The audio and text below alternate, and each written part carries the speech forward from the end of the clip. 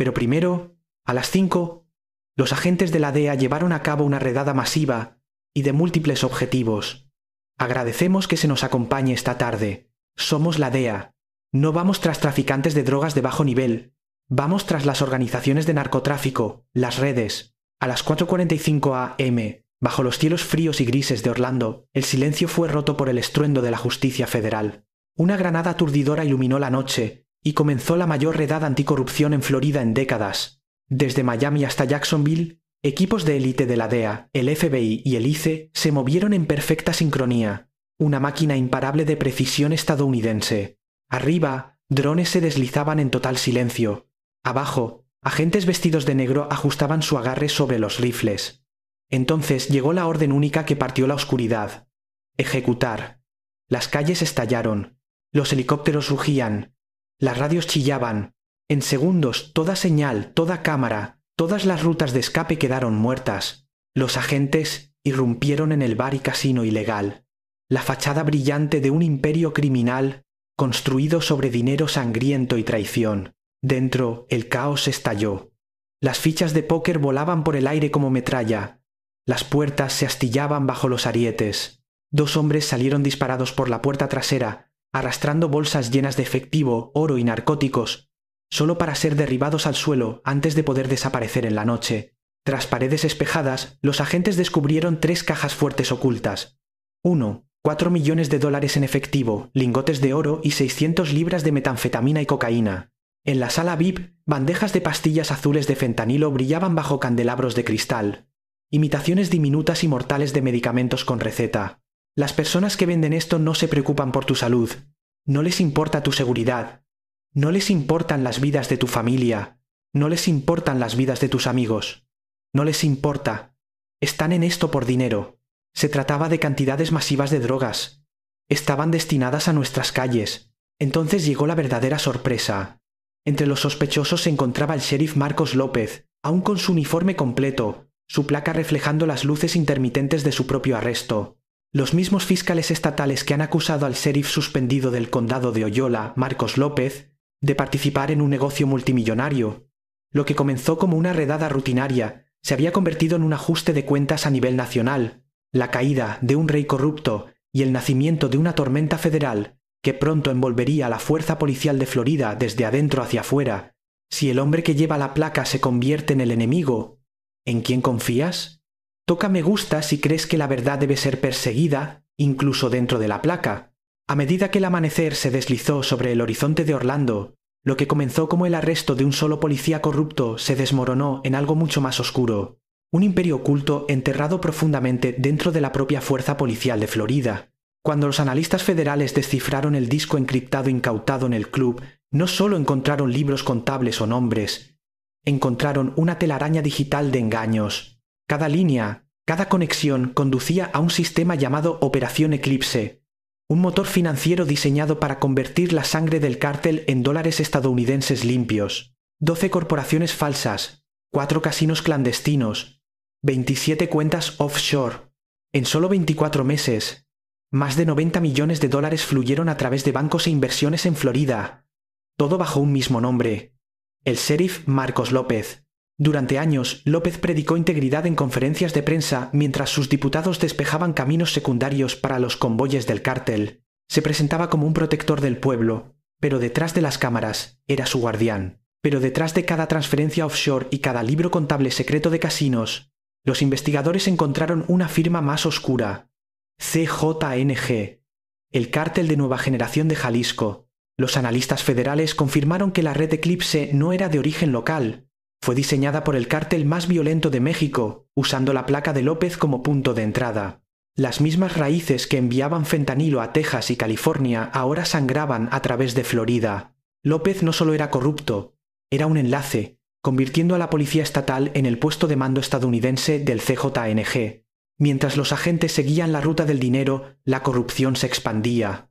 En El Paso, un oficial de aduanas traficaba cocaína y migrantes a través de las puertas federales. En Santa Cruz, agentes embolsaban 250,000 dólares para mover camiones cargados de fentanilo. En California, un oficial del año aceptó 400 $000 para permitir que los convoyes del cártel pasaran sin obstáculos. Cada revelación golpeaba como un martillo contra el pecho de Estados Unidos, prueba de que la propia placa había sido vendida. Lo que alguna vez simbolizó honor se había convertido en moneda de traición. En toda Florida, las salas de estar quedaron en silencio, los veteranos apretaron los puños, los padres apagaron las noticias, y una pregunta resonó como advertencia. Si incluso los guardianes pueden comprarse, ¿quién nos protegerá?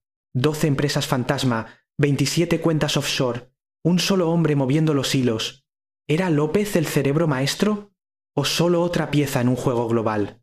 Dale me gusta si crees que esta corrupción es más profunda que un solo hombre. Comenta peón o rey, y dinos qué opinas. 2 días después del impactante arresto del sheriff Marcos López, los cielos sobre Florida pasaron de la calma a la guerra.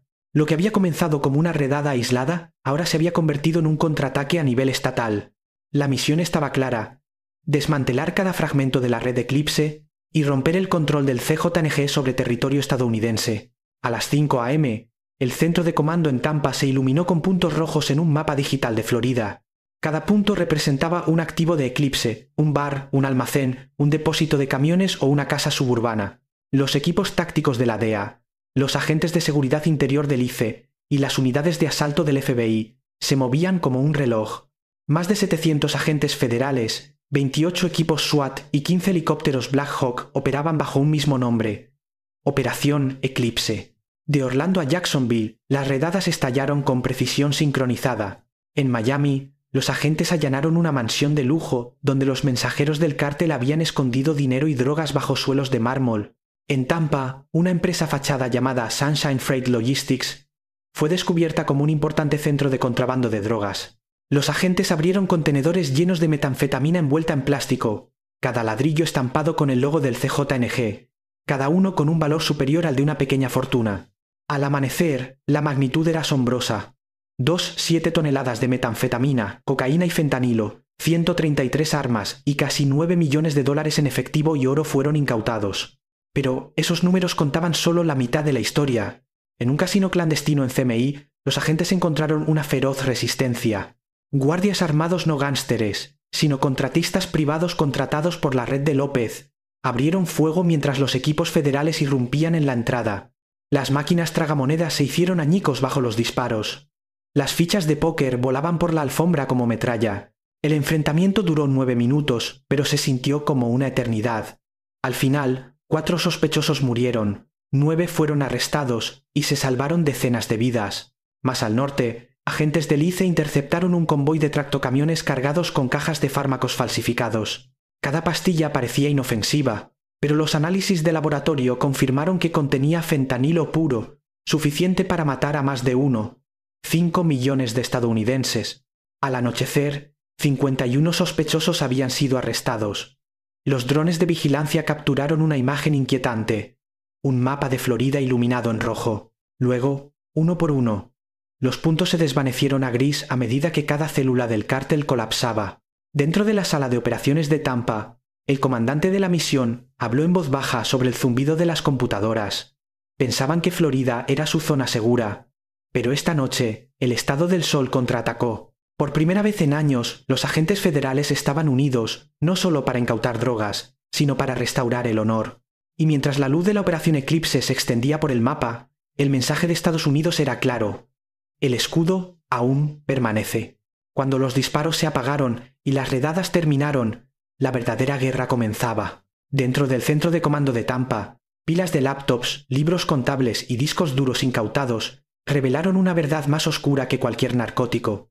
La red Eclipse no solo había sobornado a la policía, también la había infiltrado. Nombres de oficiales, agentes, inspectores de aduanas e incluso de cadetes federales aparecían en hojas de cálculo encriptadas, vinculadas con códigos de pago y depósitos offshore. La infección no era aislada, era sistémica. Al amanecer, se activó el proyecto Centinela. División Florida. Por primera vez, las mismas agencias que habían liderado las redadas recibieron la orden de mirar hacia adentro. Furgonetas sin distintivos llegaron a las comisarías de Orlando, Tampa y Miami. Las puertas se abrieron, las órdenes se ejecutaron. 17 oficiales de policía, 3 inspectores de fronteras y 2 agentes del ICE fueron puestos bajo custodia, no como héroes, sino como traidores. Fueron acusados de vender información, despejar envíos y advertir a los afiliados del cártel antes de las redadas. En la sede de la Policía Metropolitana de Orlando, un oficial se negó a creer lo que veía. Su propio compañero siendo llevado esposado, el mismo hombre con el que había patrullado durante una década. En Miami, un suboficial se quebró mientras los agentes federales le retiraban la placa y el arma.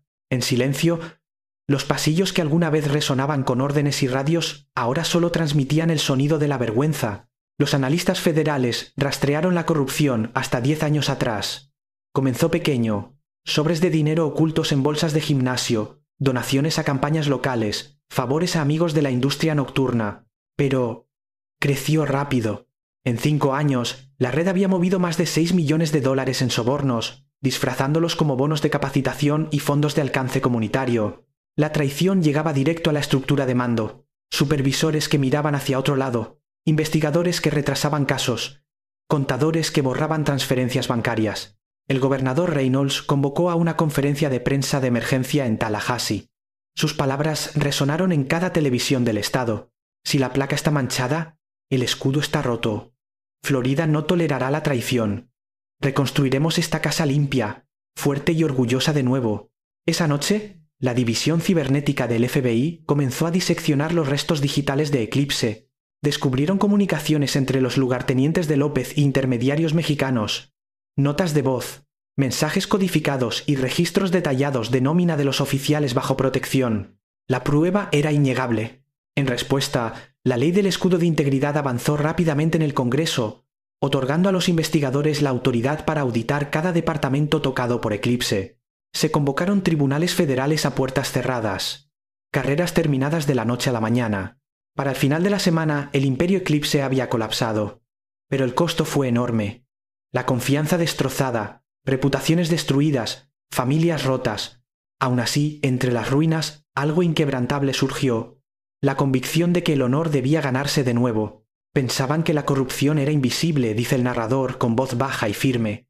Pero bajo la luz federal, incluso las sombras más oscuras no tienen dónde esconderse. Cuando el humo se disipó, la guerra había dejado a Florida marcada, pero de pie. El Eclipse Social Club, antes una fortaleza de neón de la codicia, ahora se encontraba detrás de la cinta amarilla, sus paredes despojadas y sus bóvedas vacías. Los agentes federales convirtieron el piso del casino incautado en una zona de evidencia. Cada mesa, ficha y casquillo contaba la historia de cuán profunda había sido la corrupción. Pero lo que vino después no se trataba de drogas ni de arrestos. Se trataba de restaurar la fe. Dentro de un enorme hangar federal fuera de Orlando, la evidencia se extendía hasta donde alcanzaba la vista. Pilas de lingotes de oro, palés apilados con dinero en efectivo y casi 3 toneladas de narcóticos bajo custodia armada. El aire olía a químicos y acero frío. Cada ladrillo de metanfetamina, cada pastilla falsificada, representaba una vida salvada y un sistema casi perdido. La directora de la DEA, Karen Walsh, se paró junto a la mesa de fentanilo incautado y dijo en voz baja: «Esto no es victoria, es supervivencia». En el centro de Miami, los ciudadanos se reunieron con velas frente a la sede de la policía. Algunos vinieron a rezar, otros vinieron a protestar. Fotos de los oficiales arrestados en la purga cubrían las paredes como un mural trágico. Rostros antes confiables ahora vistos como traidores. Una madre sosteniendo una bandera doblada susurró: «Mi hijo murió de fentanilo. Al menos ahora alguien contraatacó». La ley del escudo de integridad se firmó en ley en cuestión de días. Exigía auditorías completas de todos los departamentos de policía vinculados a Eclipse y creó una división independiente de ética dentro del Departamento de Justicia. En los pasillos de Tallahassee, la frase «limpiar el escudo» se convirtió en eslogan y misión. Se reabrieron cientos de verificaciones de antecedentes. Docenas de oficiales fueron exonerados. Hombres y mujeres honestos que habían combatido la corrupción desde dentro y se negaron a ceder. Mientras tanto, comenzó la reconstrucción en toda Florida. Negocios anteriormente propiedad del cártel se convirtieron en centros de rehabilitación. El logo de Eclipse, que antes estampaba las paredes de los clubes nocturnos, fue reemplazado por pancartas que decían «Recuperar la luz». Subvenciones federales financiaron programas de alcance juvenil en las áreas más afectadas por el fentanilo.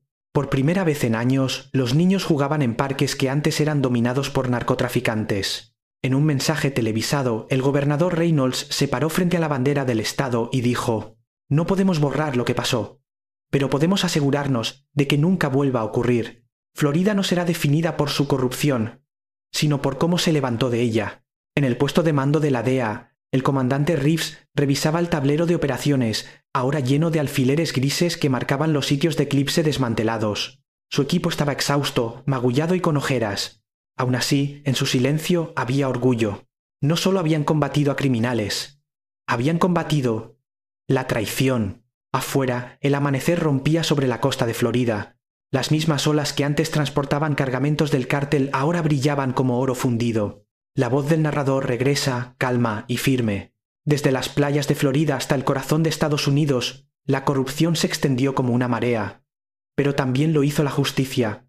Y cuando la marea cambia, América se mantiene firme. La cámara se detiene en la bandera estadounidense ondeando sobre la oficina de campo de la DEA. Las palabras finales resuenan en el tranquilo amanecer. La guerra por la integridad nunca termina, pero tampoco lo hace la voluntad de combatirla. Cuando el polvo se asentó y las sirenas guardaron silencio, Florida se encontraba en una encrucijada. Lo que comenzó como una redada se convirtió en un ajuste de cuentas, no solo contra el crimen, sino contra la corrupción misma. El imperio Eclipse había caído, pero sus cicatrices calaron hondo en la conciencia estadounidense. Por cada placa que se perdió, 100 más se levantaron decididos a limpiar el escudo. Por cada onza de veneno incautada, se salvaron 1000 vidas. Y a través de todo, una verdad resonaba más fuerte que los disparos. La justicia no es un momento, es una misión. Esta operación no se trataba solo de allanar casinos o arrestar traficantes. Se trataba de reconstruir la confianza, de demostrar que, sin importar cuán oscura sea la noche, la luz siempre contraataca. Los agentes que sangraron, los ciudadanos que creyeron, las familias que se mantuvieron firmes detrás de las líneas, se convirtieron en la nueva base de una América más limpia y fuerte. Pero la pregunta ahora nos pertenece a nosotros. ¿Aprenderemos de esto o dejaremos que la historia se repita? Si todavía crees que este país puede levantarse de sus sombras, da me gusta. Si estás con quienes defienden la bandera, comenta con el escudo. Y si quieres ver cómo se desarrolla el próximo capítulo, suscríbete y mantente vigilante, porque la guerra por la integridad nunca termina, y tampoco la voluntad de combatirla.